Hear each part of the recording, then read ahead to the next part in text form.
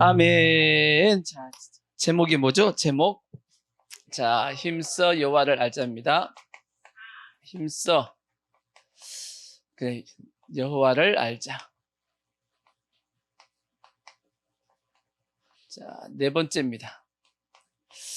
네 번째. 자, 지금까지 설명드렸던 내용들은 첫 번째, 하나님을 알아야 될 이유가 뭐냐 한 말씀을 드렸고, 두 번째 설명을 드렸던 것이 알미란 뭐냐 하는 것을 말씀드렸습니다. 그 다음에 세 번째, 하나님을 모르는 자들의 영적 상태는 어떠했냐 하는 말씀을 드렸고, 그러면 하나님을 모르는 자들에게 나타나는 현상은 뭐냐 하는 말씀을 드렸습니다. 그리고 지난주까지 말씀드렸던 것이 뭐냐면 하나님을 잊어버리는 이유에 대한 말씀을 지난주까지 드렸습니다. 자, 5가지 드렸고 이제 6번째입니다. 자, 하나님을 오해하는 이유예요. 오해한다. 성경에 보면 너희가 하나님을 오해하였도다 하는 말씀이 있습니다. 자, 마태복음 22장 29절 한 말씀만 보면 이런 말씀이 있죠. 예수께서 대답하여 이르시되 너희가 성경도 하나님의 능력도 알지 못하는 거로 뭐 했다고요? 오해하였도다 하는 말씀이 기록되어 있습니다. 그러니까 하나님을 오해하는 이유에 대한 말씀을 오늘 드릴 텐데 잘 들으시고 절대 하나님에 대해서 뭐 하시면 안 되냐면 오해하시면 안 돼. 근데 하나님이 축복하시고 좋을 때는 절대 오해 안 합니다. 문제는 뭐냐면 시험이 들고 뭔가 삶 가운데 어려움이 찾아오면 하나님을 오해하게 된다고. 그러니까 그렇기 때문에 우리가 미리 하나님을 보는 시각을 바르게 다 가지셔야 돼. 바르게 가져서 하나님을 언제든지 오해하지 않고 우리가 믿음으로 나아갈 수 있는, 살아갈 수 있는 그러한 모습이 꼭 되셔야 됩니다. 아멘. 우리가 하나님을 알 때는 실제 크게 2가지로 하나님을 압니다. 어떻게 하냐? 첫 번째는 말씀이죠. 말씀을 통해서 하나님을 알기도 하고, 또 두 번째는 뭐냐면 우리의 삶 가운데 사건입니다. 여러 가지 우리의 삶 가운데 좋은 일이 있을 때는 하나님 이런 분이시구나 알 수도 있고, 정반대로 우리 인생 가운데 여러 가지 고난이 찾아오고 어려움이 찾아오고 하면 그 고난 가운데 하나님을 알게 되는 경우도 상당히 많단 말이에요. 그래서 하나님의 말씀을 보는, 그 다음에 사건을 통해서 하나님을 어떻게 봐야지만 하나님을 오해하지 않는지 하는 말씀을 드리겠습니다. 아멘. 자, 그래서 첫 번째 먼저는 뭐냐면 말씀입니다. 말씀을 보면서도 불구하고, 말씀이니까 뭐예요? 성경을 보면서도 하나님을 오해하는 자들이 있었습니다. 그 대표적인 사람들이 우리 지난주까지 말씀드렸던 제사장들, 그 다음에 사두개인들, 바리새인들, 율법사들, 서기관들, 그 다음에 유대인들이죠. 다 그들의 손에는 뭐가 있었어요? 성경이 있었단 말이에요. 성경이 있음에도 불구하고 성경을 보면서도 하나님을 오해했어. 이유는 뭐냐? 지난주까지 설명드렸던 것처럼 그들은 자기 나름대로 욕심, 그 다음에 기득권, 요걸 계속 틀어지려고 하면서 그걸 틀어지기 위해서 뭘 이용했어요? 성경을 이용했단 말이에요. 그러니까 성경을 통해서 자기 자신이 성경에다가 맞춰가야 되는 거야. 우리는 성경 보면서 성경이 이렇게 말씀하시네, 나도 이렇게 살아야지 하고 내 삶을 여기 성경에다가 맞춰야 됩니다. 근데 이들은 어떻게 했냐? 자기들의 기득권과 이익을 계속 유지하기 위해서 성경을 뭐 한 거예요? 자기의 유익을 위해서 해석해 나간 겁니다. 그러다 보니까 성경을 완전히 왜곡시키고 변질시켜 버린 겁니다. 그 대표적인 또 집단이 누구냐면 그게 천주교입니다. 천주교는 중세 천주교가 타락했다 그러죠. 그걸 이제 보통 뭐라고 얘기하냐면 중세 암흑기라 그래요. 중세 암흑기. 그러니까 1000년 동안 중세에 뭐가 있었냐면 암흑기가 있었습니다. 천주교가 교황을 중심으로 해가지고 전 세계를 지배했단 말이에요. 그 지배할 때 성경을 완전히 왜곡시켰습니다. 왜곡시키고 일반 성도들은 성경을 보면 뭐예요? 죽였어요. 성경을 보면 죽였어. 왜? 성경하고 자기들이 얘기하는 게 하고 틀리단 말이야. 그러니까 성경을 보면 돼, 안 돼요? 안 되기 때문에 성경을 못 보게 했던 것들. 근데 그거 못 보게 했는데 그걸 이제 성경으로 돌아가자 하고 했던 사람이 이제 루터입니다. 루터, 칼빈, 쯔빙길리 이런 사람들이, 존 낙슨 이런 사람들이 그들이 종교개혁을 하면서 외쳤던 게 뭐냐면 성경으로 돌아가자. 말씀으로 돌아가자. 원래 하나님의 말씀이 뭐라고 얘기했는지 그대로 다시 돌아가자 하고 그들이 행했던 것이 뭐냐면 그게 종교개혁입니다. 이해가 되시죠? 그래서 성경을 볼 때 절대 성경을 내 어떤 이익을 위해서 이용하려고 그러면 안 돼요. 아시겠죠? 성경에 내가 맞춰야 가야 돼. 성경에 내가 맞춰야 된다고. 아멘. 이거는 오늘날 목회자들도 마찬가지예요. 성도들에게 말씀을 전하면서 이 성경 가지고 성도들을 이용해 먹으려고 하는 목회자들도 있어요. 나중에 하나님 앞에 심판을 받을 거야. 절대 성경은 내가 이용하는 물건이 아닙니다. 아멘. 내 인생의 기준이고 잣대입니다. 그리고 이게 중심이란 말이에요. 아멘. 여기다가 우리가 맞춰가는 겁니다. 아멘. 그래서 성경을 보는 시각을 절대 우리는 잘못된 시각을 가져서는 안 됩니다. 아멘. 자, 그래서 이제 그건 먼저 말씀드리고 이제 본격적으로 말씀드릴 것은 오늘 본문 말씀입니다. 성경을 그러면 왜 오해하게 되냐? 가장 큰 이유는 뭐냐면 세상 논리입니다. 세상 논리. 세상의 논리로 뭘 보냐면 성경을 볼 때 성경은 오해하게 돼 있고 성경은 이상하게 보이는 겁니다. 오늘 말씀에도 세상에 이제 사도 바울이 로마서 9장에 설명을 하고 있는 게 뭐냐면 성경을 봐라. 도저히 너희들이 얘기하길 이것은 이해할 수 없다. 하나님이 불의하다 하고 얘기하고 있는 부분이 있다라는 거죠. 뭐냐? 자, 14절 말씀 보면 이렇게 얘기합니다. 세상 사람들이 성경을 보면서 이렇게 얘기합니다. 그런즉 우리가 무슨 말을 하리요? 하나님께서 뭐 하시냐? 불의하시냐? 불의해요, 안 해요? 그럴 수 없느니라. 그러니까 사도 바울이 이제 로마서를 쓰면서 세상 사람들이 이렇게 얘기한다라는 거예요. 하나님이 뭐 하시다? 불의하다라고 얘기한다라는 거지. 근데 절대 하나님은 뭐 할 수 없다? 불의할 수 없다라고 이제 얘기하면서 이것을 쭉 풀이해 준 겁니다. 로마서 9장의 내용이. 무슨 일 이해가 되시죠? 자, 어떻게 그러면 세상에 뭘 보고 하나님이 불의하다라고 지금 얘기했냐? 세 사람의 어떤 분류에 대해서 얘기했어요. 그 첫 번째가 뭐냐면 이삭과 이스마엘입니다. 이삭과 이스마엘. 그 다음에 두 번째 나온 게 누구냐면 야곱과 누구예요? 에서가 나왔고, 세 번째 또 뭐가 나왔어요? 아까 본문에 다 까먹었죠? 모세와 그 다음에 바로가 나왔다고. 바로가. 자, 나왔는지 안 나왔는지 볼까요? 자, 보시면 아까 7절부터 봤죠? 9장 7절 보세요. 또한 아브라함의 씨가 다 그의 자녀가 아니라 오직 이삭으로부터 난 자라야 내 씨라 불리리라 하셨으니 곧 육신의 자녀. 이 육신의 자녀가 누구예요? 이스마엘. 하나님 약속의 자는 누구예요? 이삭으로 여기심을 받느니라. 그렇게 돼 있단 말이야. 약속의 말씀 이것이니 명년 이때 내가 이르기를 사라에게 아들이 있으라 하심이라. 이 사라에게 아들이 있는 요 약속의 자식은 누구였어요? 이삭이었단 말씀이지. 이삭과 이스마엘 태어나기도 전에 이스마엘은 육신의 자녀라 그러고 이삭은 뭐 한 거예요? 약속의 자녀래. 태어나기도 전에 이스마엘이 뭔 잘못을 행하기도 전에 이미 뭔가 정해져 있었다는 얘기지. 그래서 하나님이 불의하다라고 얘기하는 겁니다. 세상 사람들이, 제가 얘기하는 게 아니고 세상 사람들이 아니 이삭이 잘하고 이스마엘이 잘못했으면 이스마엘을 하나님께 저주하시고 이삭을 축복하는 건 이해가 돼. 그죠? 이해가 되는데 이 애들 뭐 한 거 있어요? 없어요? 하기도 전에 이미 하나님이 이삭은 약속의 자녀고 이스마엘은 육신의 자녀다 하고 찍어놨지 않았냐?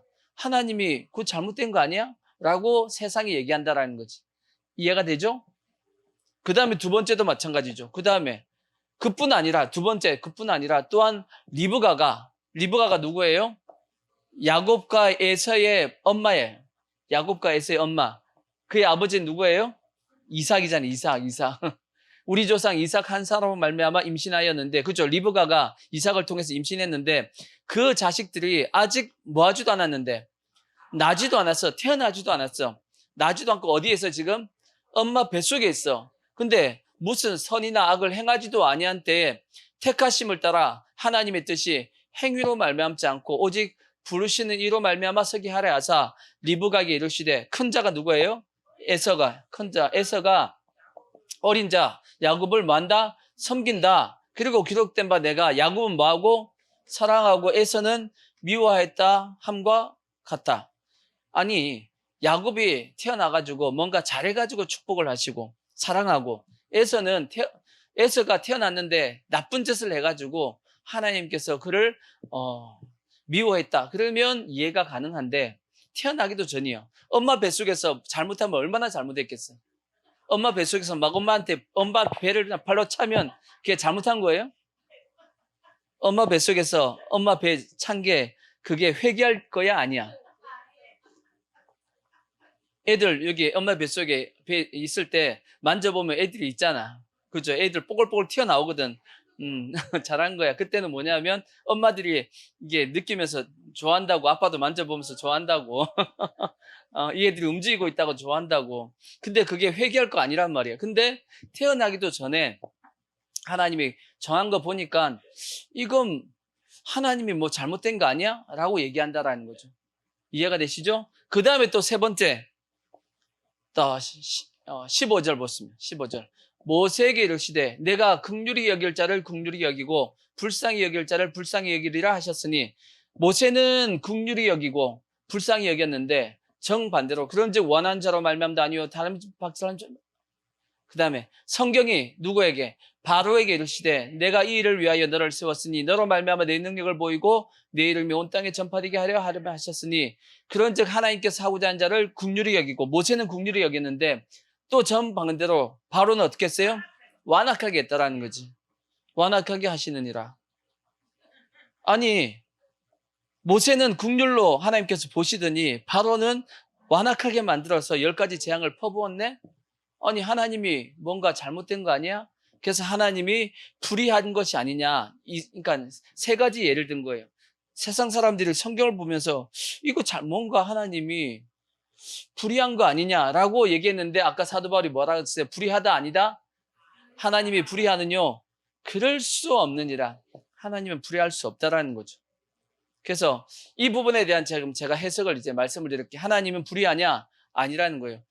누가 그러면 불의하다라고 얘기하냐? 세상의 어떤 논리, 세상의 어떤 기준을 가지고 하나님 성경을 보면 하나님이 어떻게 보이냐면 불의하게 보입니다. 그럼 이걸 어떻게 해석해야 되냐? 불의한 게 아니란 말이에요. 그러면 어떻게 해석해야 되냐?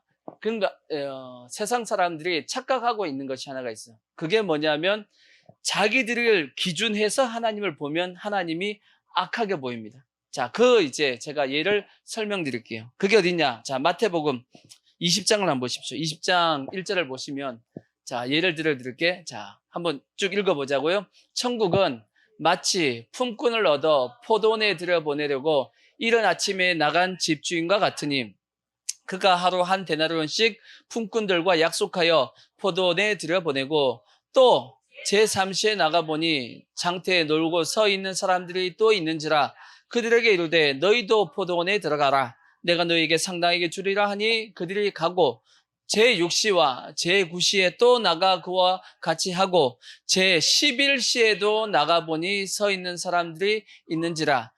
이 11시는 언제냐면 오후 5시예요. 우리하고는 6시간 차이가 나기 때문에 시간 개념이 그러니까 6시에 끝내는데 오후 5시에 나가봤더니 노는 사람이 있으니까 어떻게 한 거예요? 또 데리고 가서 1시간 일을 시킨 겁니다. 이해가 되시죠? 자, 이르되 너희는 어찌하여 종일토록 놀고 여기 서 있느냐. 이르되 우리를 품꾼으로 쓰는 이가 없음이니이다. 이르되 너희도 포도원에 들어가라 하니라. 저물매 이제 포도원 주인이 청지에게 이르되 품꾼들을 불러 나중 온 자부터 시작하여 먼저 온 자까지 삭스를 줬습니다. 근데 제11시에 맨 마지막에 오후 5시에 와가지고 1시간 일한 사람이 있죠. 그 사람이 얼마를 줬어요? 한 데나리온씩을 박건을 맨 늦게 온 그 사람들에게 한 데나리온이니까 얼마 준 거예요? 하루 품삯을 다 줬단 말이에요. 다 줬다고. 그러니까 먼저 온 자들, 그러니까 미리 온 자들은 그러니까 그 사람들이 이제 봉투를 열어보니까 오늘날 얘기하면 10만 원 다 있네? 하루 이제 일당이 다 있는 겁니다. 그 사람들이 보면서 놀랬겠어요, 안 했겠어요? 놀랬겠죠. 그러니까 옆에서 먼저 온 사람이 이렇게 보다 보면 들었을 거 아니야. 뭘 들었겠어요? 10만 원이 이렇게 들었을 거 아니야. 그러니까 그 사람들 속으로 어떤 생각했겠어요? 와, 5시에 왔는데 1시간 일했는데 10만 원 받았네? 그럼 나는 일찍 왔으니까 더 넣어주겠지라고 생각을 했단 말이에요. 근데 막상에 보니까 먼저 온 자들이 와서 더 받을 줄 알았더니 저희도 봉투 열어서 세봤더니 뭐 한 거예요? 10만 원인 거야. 그러니까 받은 후 집주인을 뭐 하는 거예요? 원망하여 이르되 나중 온 이 사람들은 1시간밖에 일하지 아니하였거늘 그들을 종일 수고하며 더위를 견딘 우리와 같게 하였나이다. 주인이 그 중에 한 사람에게 대답하여 이르되 친구야 내가 너에게 잘못한 것이 없노라. 주인이 잘못한 거 있어요 없어요? 약속한 거 다 줬잖아. 잘못한 거 없다는 얘기지. 내가 나와 한 데나리온의 약속을 하지 아니하였느냐?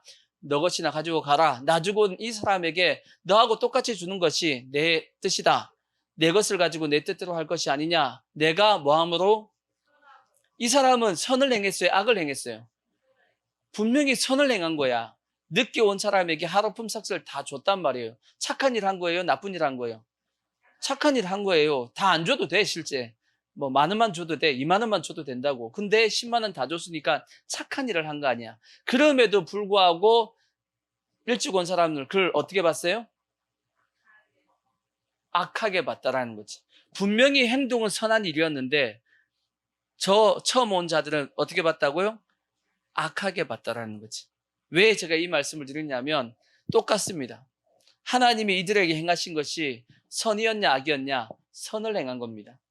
이해가 되시죠? 선을 행했는데 세상적인 논리로 보면 이 사람들은 어떻게 본다고요? 선을 악으로 본다고. 이해가 되시죠? 왜 그러면 이들이 악하게 본 거냐? 이렇게 생각하시면 됩니다. 우리나라에도 TV 방송들 중에서 악마의 편집을 하는 방송사들이 있죠. 뭐요? 악마의 편집. 들어보셨죠? 악마의 편집이 뭔가요? 악마의 편집.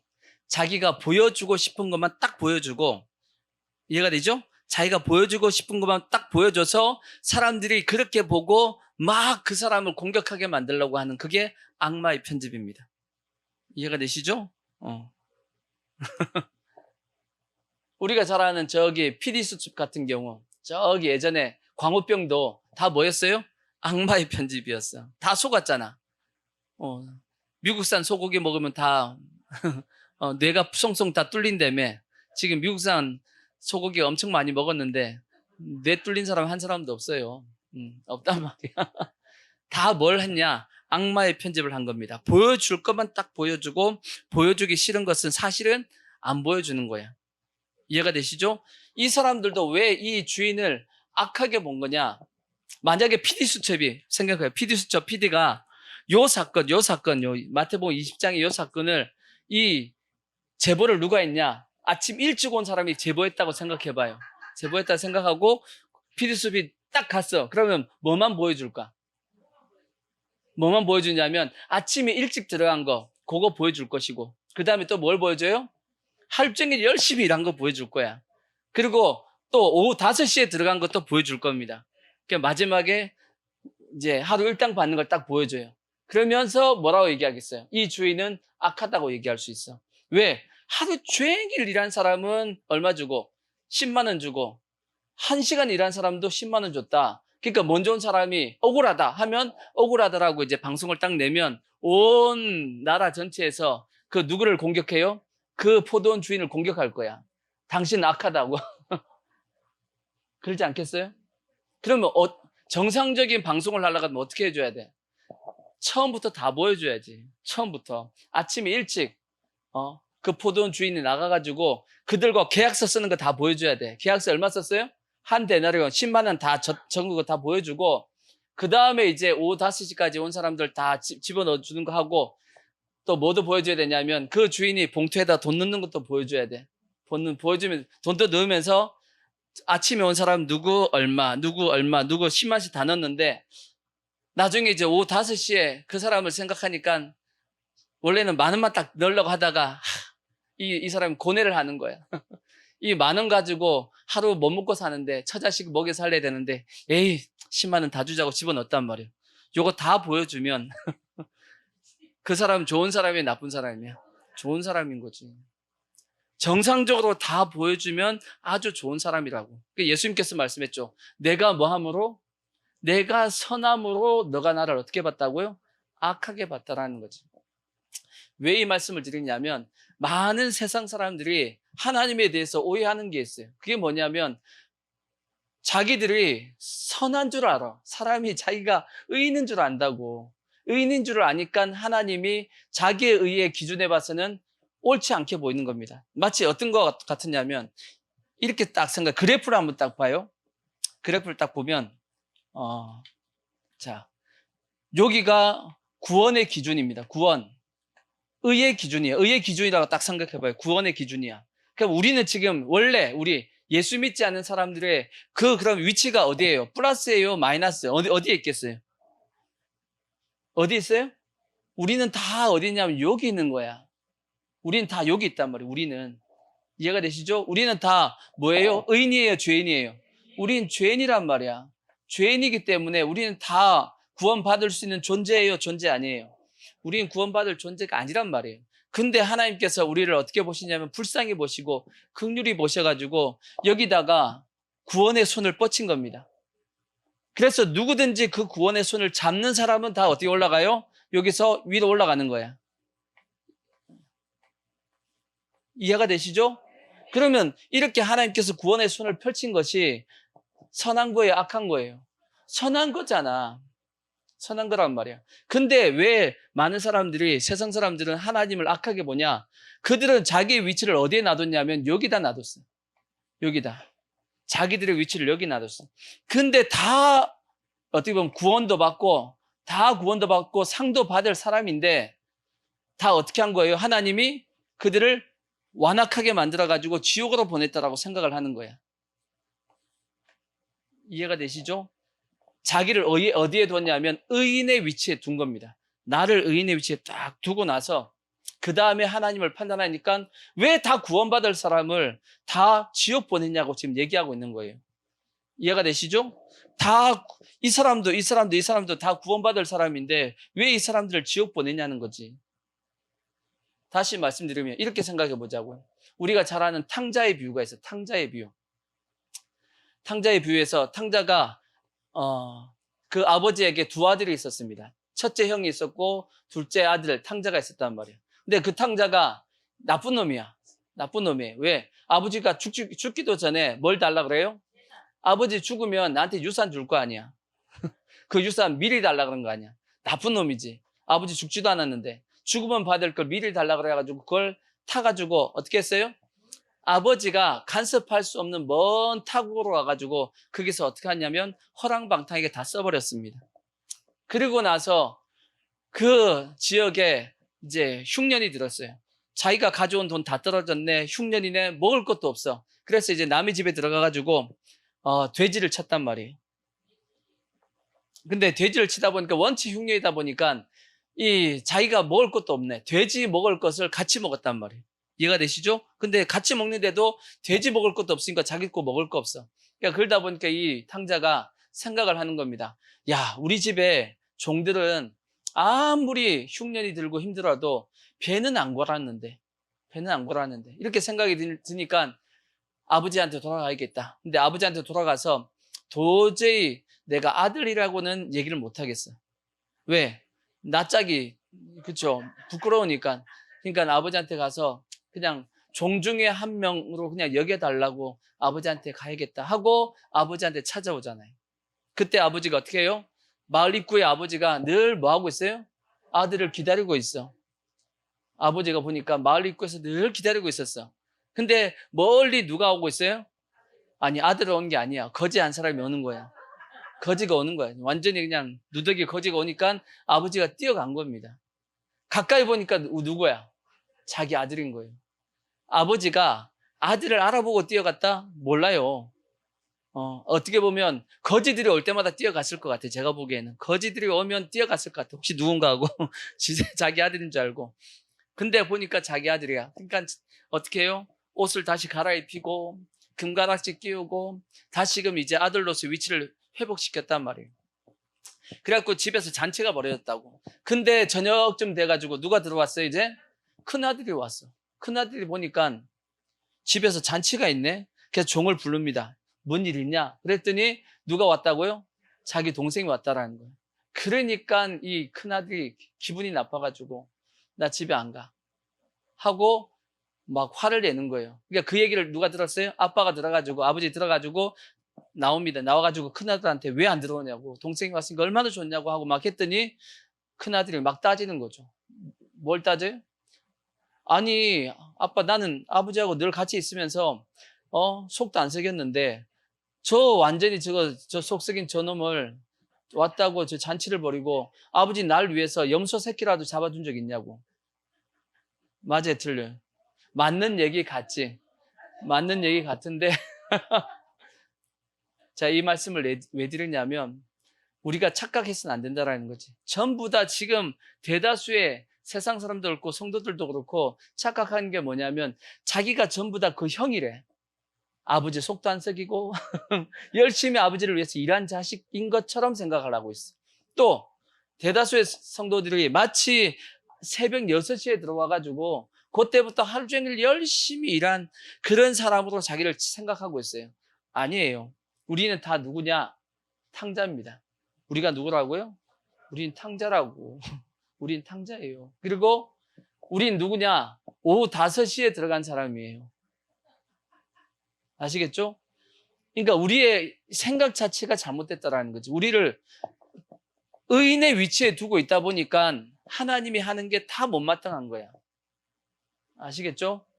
그렇게 생각하면 안 되고 우리는 어디에 위치해?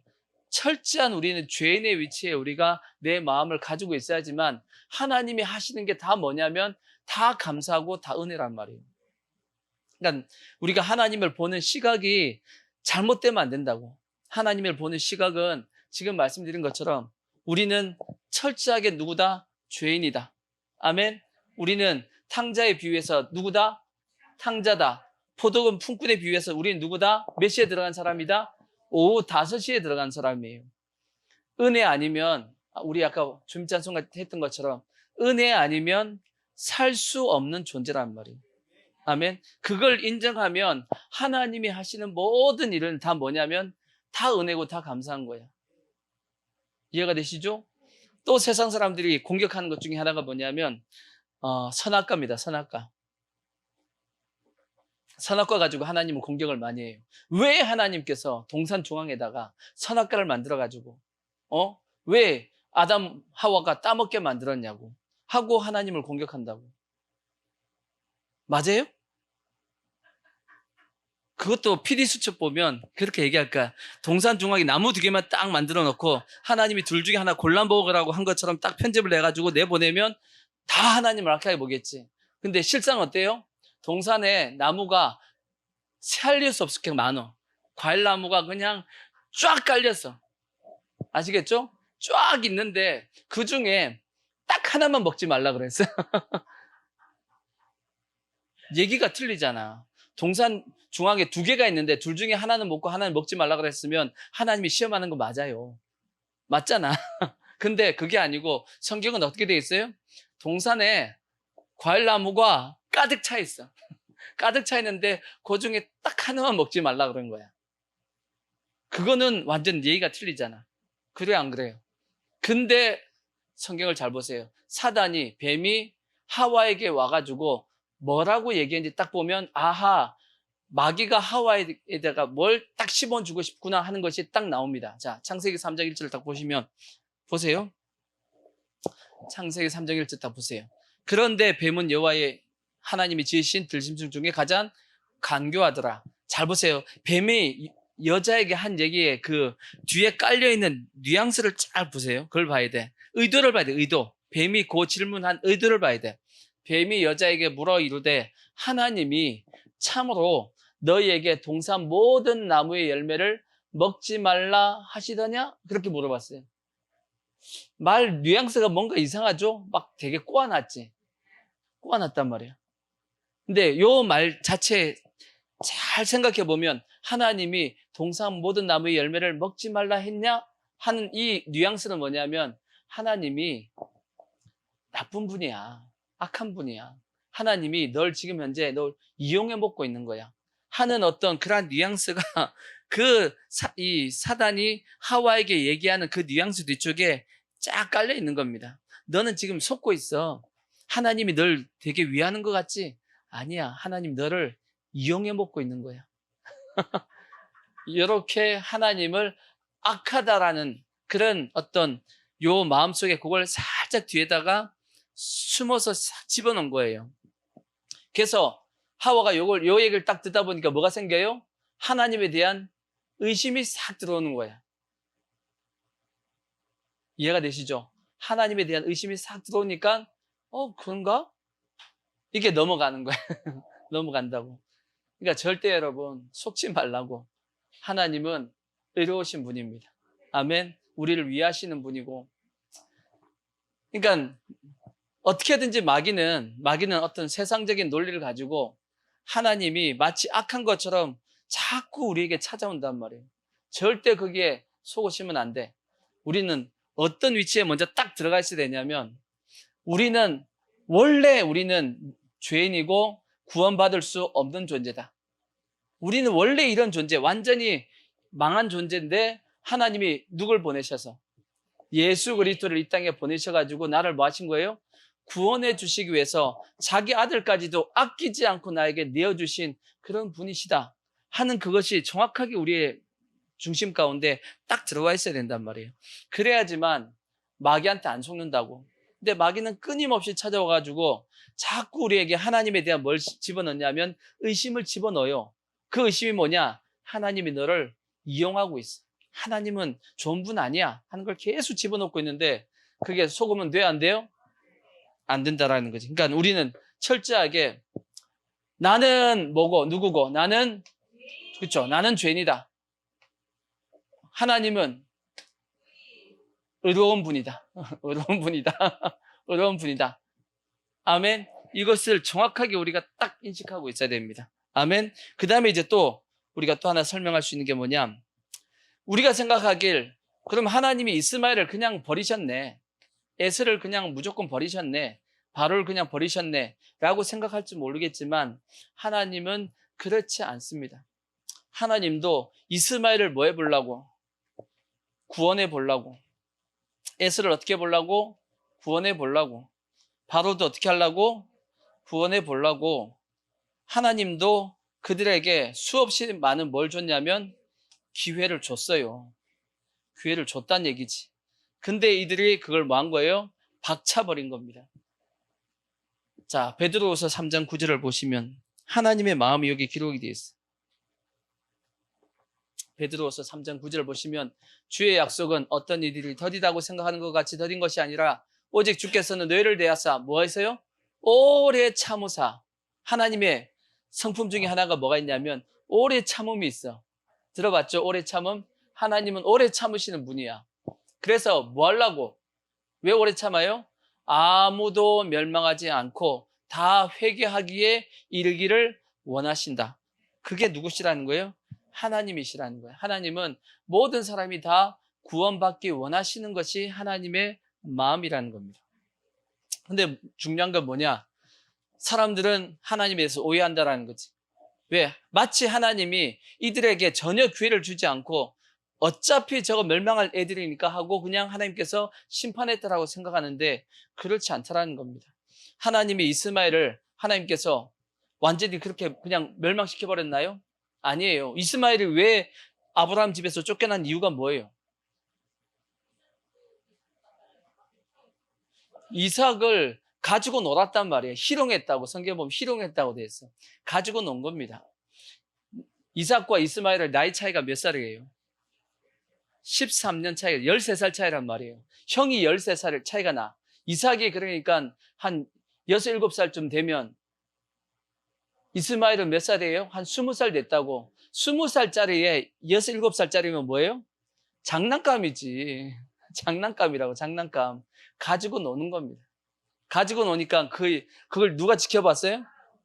사라가 지켜보니까 그게 눈이 돌아가야 안 돌아가.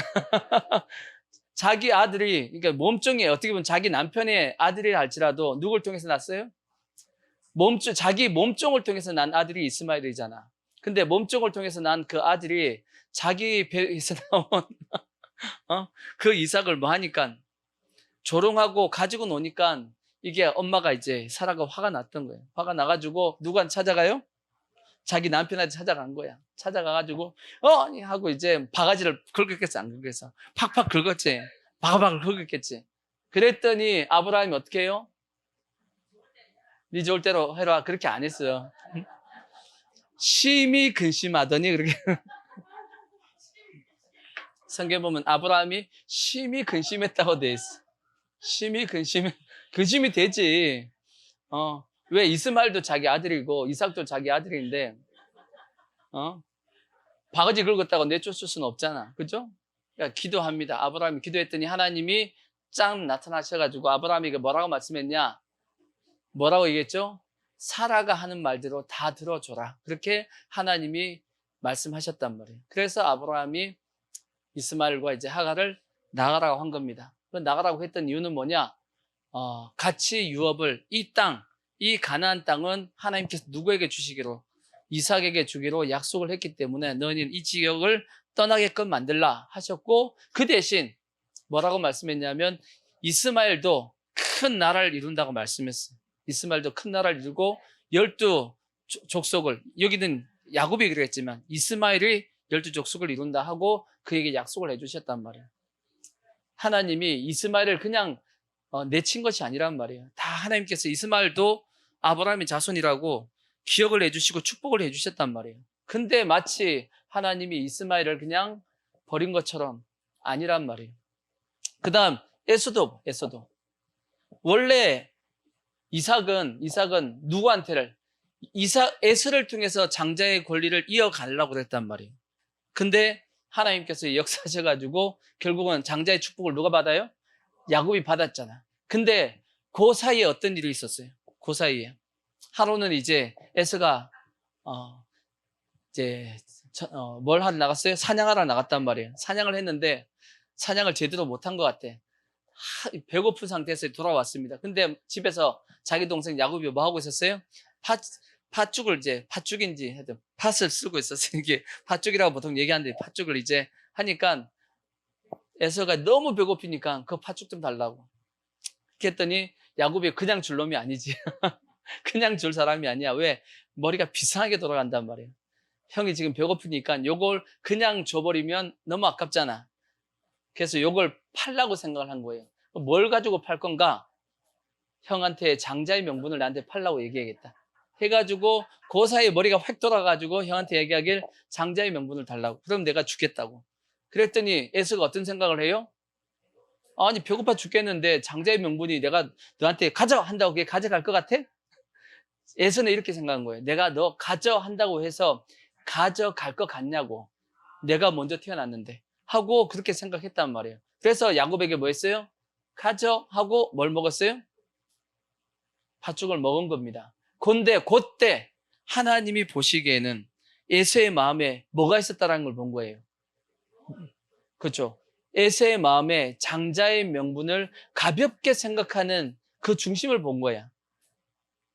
이해가 되시죠? 장자의 명분을 경홀히 여겼다라고 되어 있는데 그거는 가볍게 취급했다는 뜻이에요. 그러니까 평상시 에서가 하나님의 이 축복에 대해서 가볍게 생각했다라는 거예요. 그래서 에서가 뭘 뺏겼냐면 장자의 권리를 뺏기게 된 겁니다.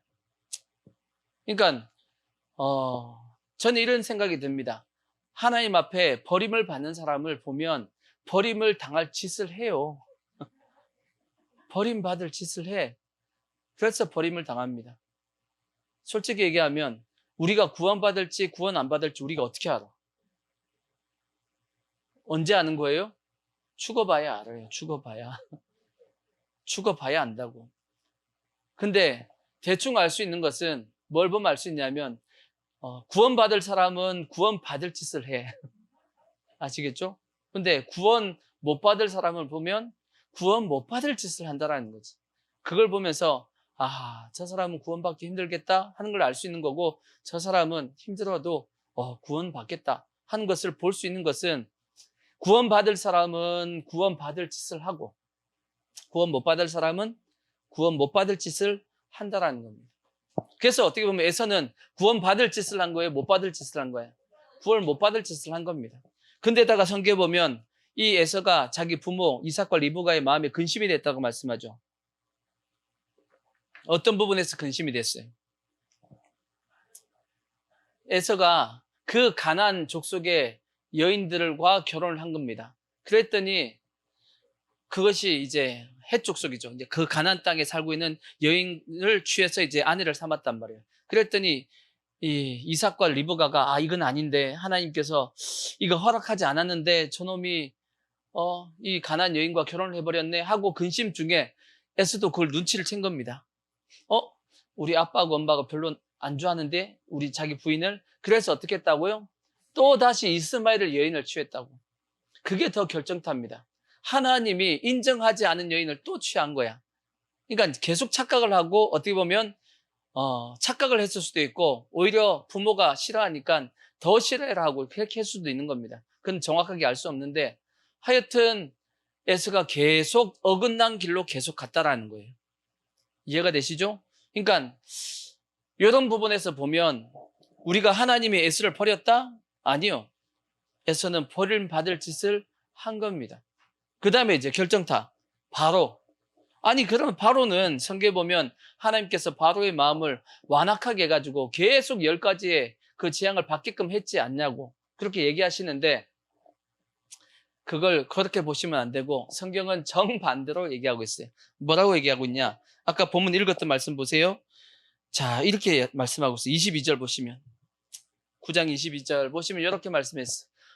9장 22절 만일 하나님이 그의 진노를 보이시고 그의 능력을 알게 하고자 하사 멸하기로 준비된 진노의 그릇 그게 누구예요? 이게 바로란 말이에요. 바로를 어떻게 했다고요? 오래 참으시고 관용했다라는 거예요. 거꾸로 확 얘기했어요. 사도 바울은 그걸 반대로 봤어요. 하나님이 계속 바로의 마음을 완악하게 만들어가지고 재앙을 받을 때마다 더 마음이 완악해져가지고 재앙을 받아도 끝까지 내가 이스라엘 백성 보낼 수 없어. 왜? 저거 보내면 너무 아깝잖아. 계속 붙잡고 노예로 내가 써먹어야 되는데 하고 계속 붙잡았다. 이렇게 얘기하지만 사도 바울은 그게 아니고 정반대라는 거지.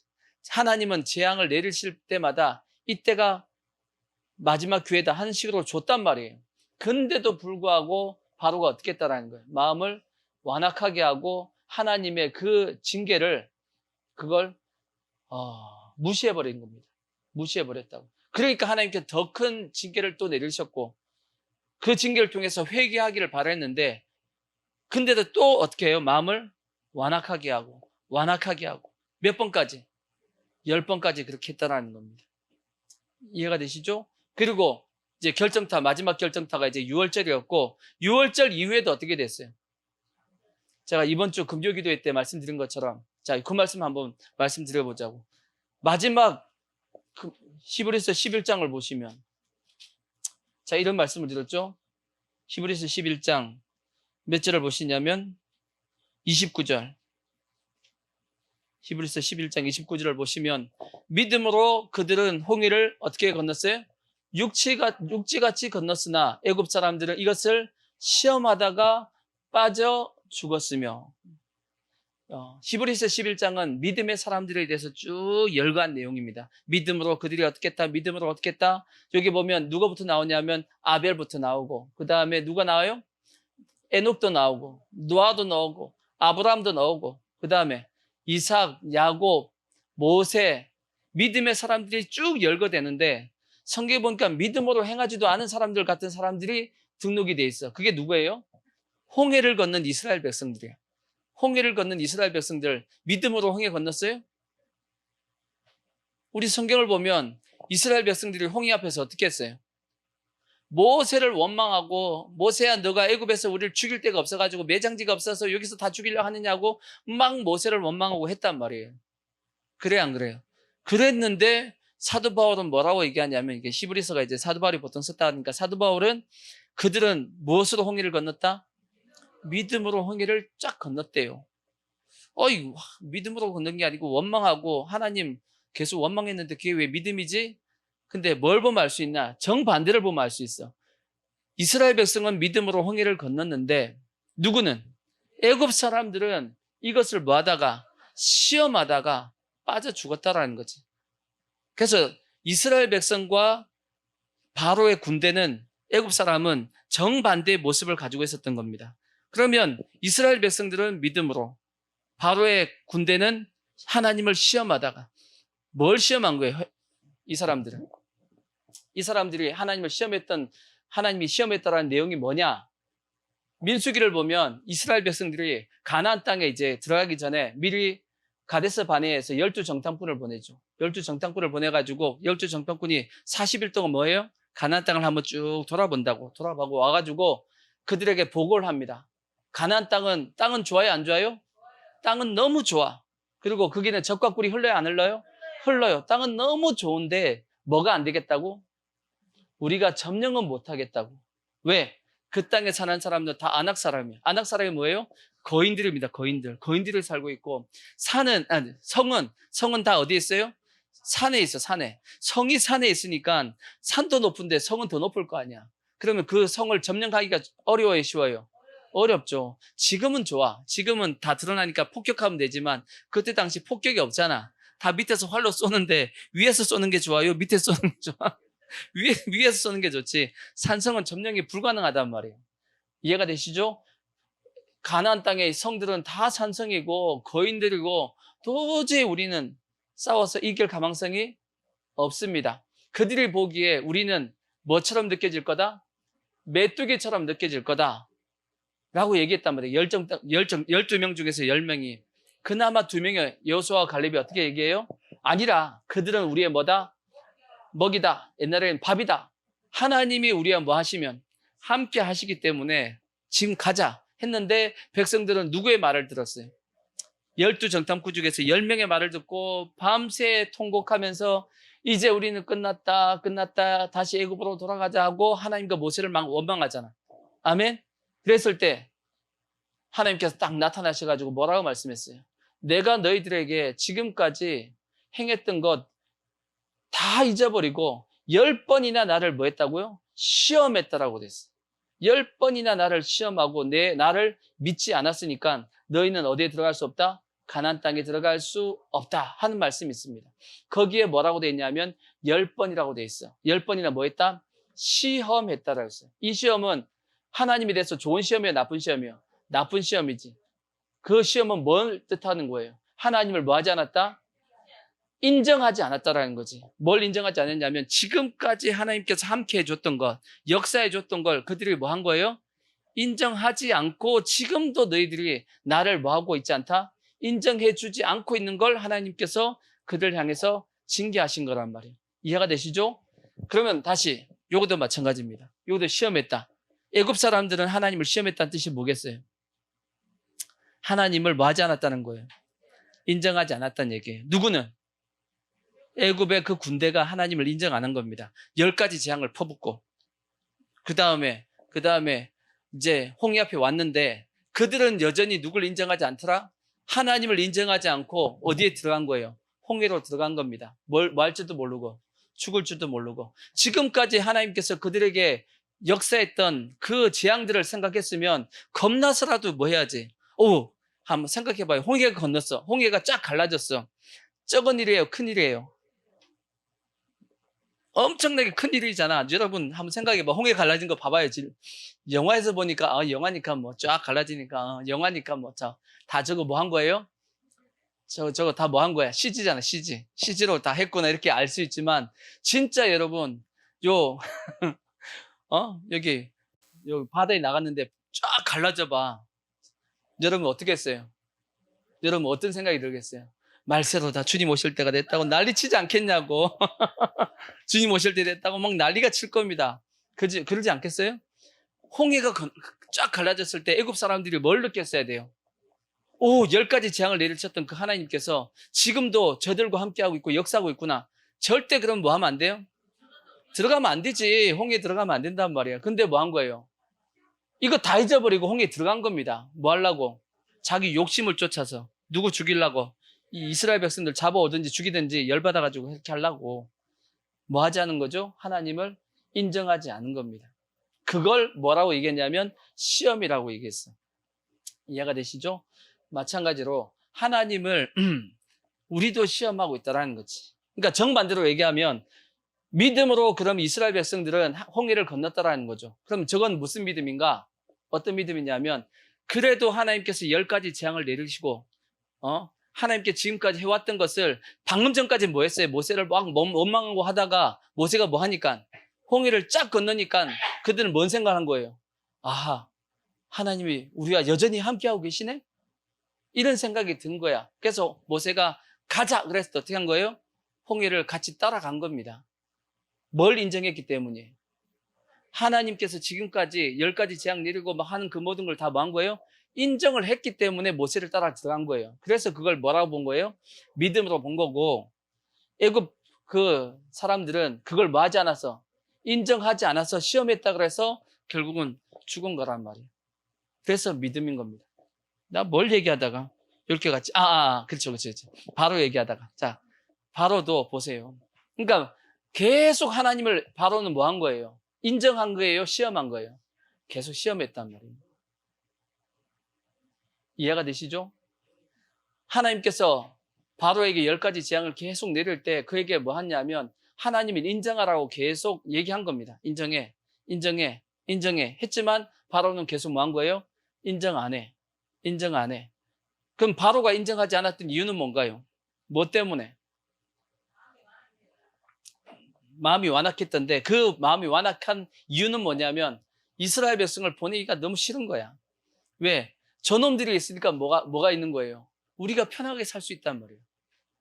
왜? 그들의 노동입니다. 노동. 그들의 노동으로 우리는 뭐 할 수 있어요? 편하게 먹고 살 수 있기 때문이에요. 여러분, 우리나라가 조선시대가 왜 잘못된 시대냐면 우리나라 실제 조선시대는 헬조선이 맞습니다. 왜 헬조선이냐? 지금이 헬조선이 아니고 우리나라가 헬조선인 게 맞는 이유가 뭐냐면 전 세계 인류 역사상 자기 민족을 노예로 삼은 나라는 우리나라밖에 없어요. 우리 민족밖에 없어. 자기 민족 백성들을 종으로 노예로 부린 나라는 민족은 누구밖에 없다? 우리 민족밖에 없어요.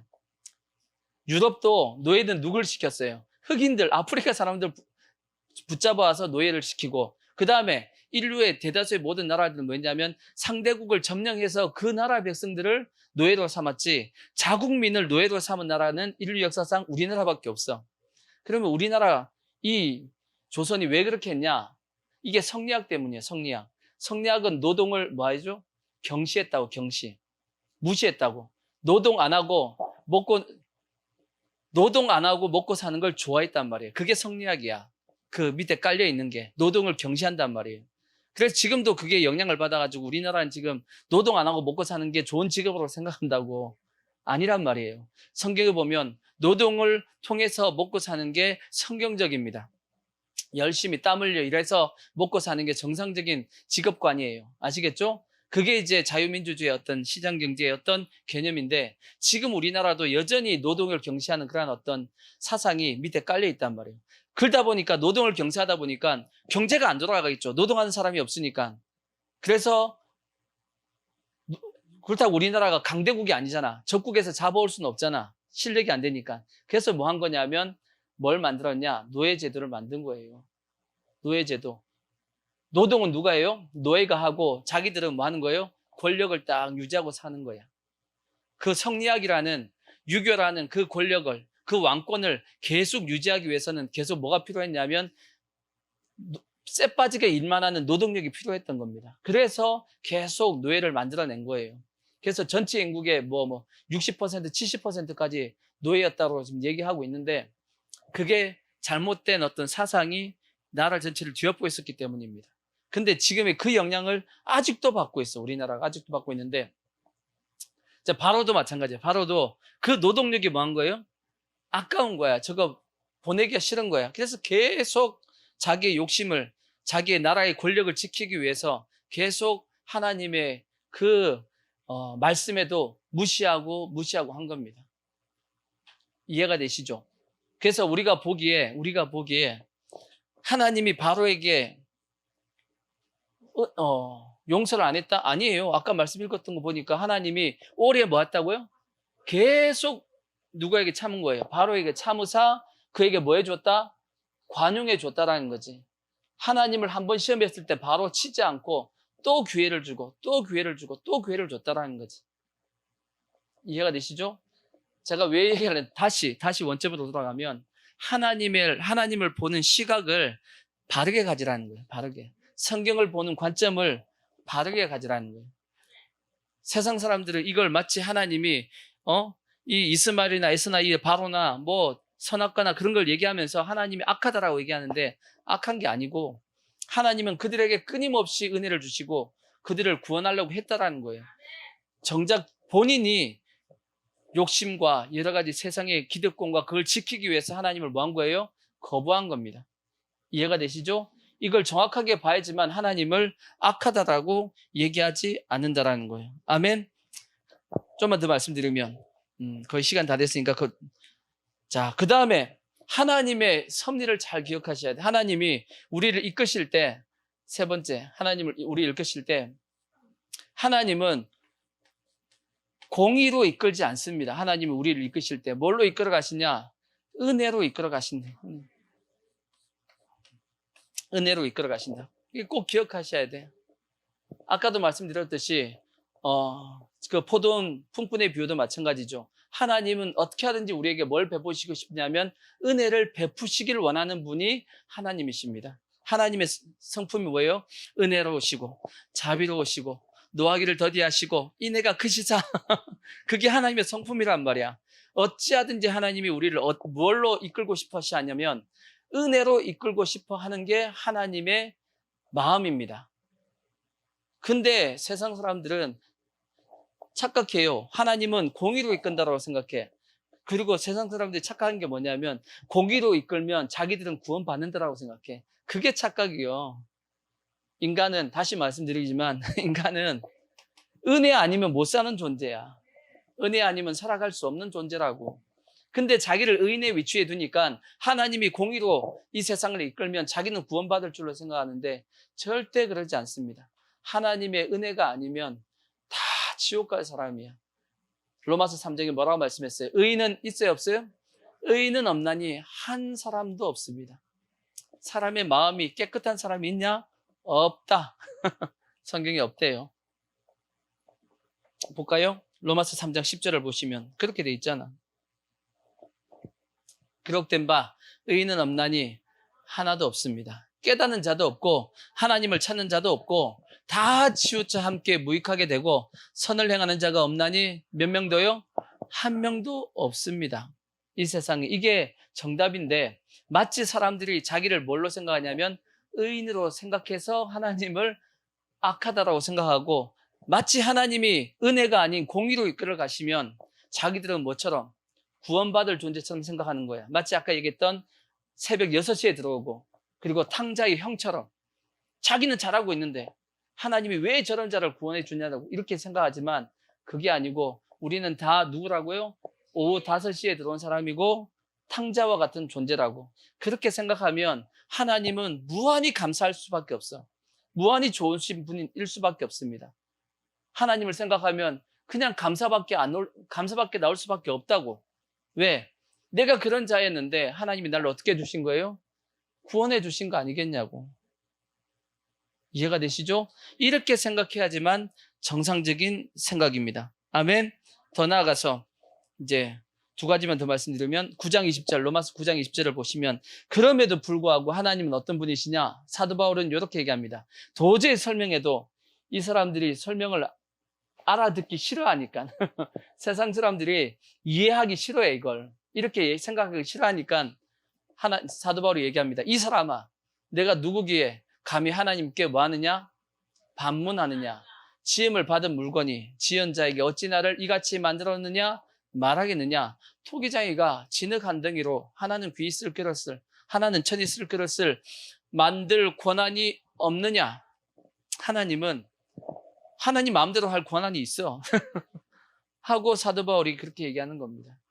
하나님은 이럴 수도 있고 저럴 수도 있는 거야. 토기장이가 자기가 귀하게 쓸 그릇을 만들 때도 있고 천하게 쓸 그릇을 할 때도 있지. 그렇죠? 도자기 같은 거 이쁘게 만들어 갖고 이렇게 전시하고 집에다가 쫙 놔두고 하는, 아니면 누구 선물하고 이런 귀한 거 만들 때도 있는가 하면 개밥 그릇 같이 이제 대충 만들어도 걔가 그걸 보면서 밥그릇 마음에 안 든다고 안 먹진 않을 거 아니야, 그죠? 그러니까 대충 만들어도 상관없는 거. 그거는 누구 마음이에요? 토기장의 마음이지 뭐. 그러듯이 하나님도 그렇게 마음대로 만들 수 있는 권한이 있다라는 거지. 하나님의 권한입니다. 더 나아가서 5번째 결정타입니다. 자, 로마서 3장 3절을 보시면 사도 바울이 뭐라고 얘기하냐? 어떤 자들이 믿지 아니하였으면 어찌하리요? 그 믿지 아니함이 하나님의 믿부심을 피하겠느냐? 그럴 수 있다 없다? 그럴 수 없느니라. 이게 뭔 뜻이냐? 너희들이 안 믿는다 할지라도, 너희들이 하나님이 악하다 한다 할지라도 하나님의 의로움은 안 변해. 그 뜻이에요. 너희들이 아무리 하나님을 악하다고 얘기하고 하나님은 공평치 않다고 얘기한다 할지라도 하나님의 공평하심과 하나님의 선하심과 하나님의 의로우심과 하나님의 선하심과 좋으심은 변한다 안 변한다? 안 변한다 하고 사도 바울이 말씀하고 있는 겁니다. 이해가 되시죠? 그러니까 한 말씀을 드리자. 야고보서 4장 12절을 보십시오. 야고보서 4장 12절. 입법자와 재판관은 누구라고요? 오직 한 분 누구예요? 하나님이지. 입법자가 뭐예요? 법을 만드시는 분은 한 분 하나님입니다. 그 다음에 재판관도 누구예요? 재판하시는 분도 하나님이야. 오직 한 분이시니 능히 구원하기도 하시며 멸하기도 하시니라. 아멘. 법을 만드신 분이 하나님이고 그 법에 따라 심판하시는 분이 하나님이라면 우리는 어떻게 살아야 돼요? 그 법에 맞게끔 살아야 되는 거야. 근데 왜 끝까지 법을 어겨보려고, 법에서 벗어나려 보려고 그렇게 하면 안 될 거 아니야. 그렇게 생각할 이유가 없잖아요. 그죠? 그러니까 우리가 잘 사는 건 뭐냐?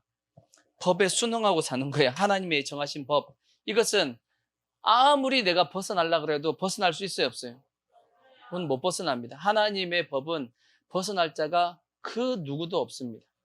그렇기 때문에 우리는 하나님의 법에 순응하고 살고 그 법에 따라 사는 것이 그게 잘 사는 거란 말이에요.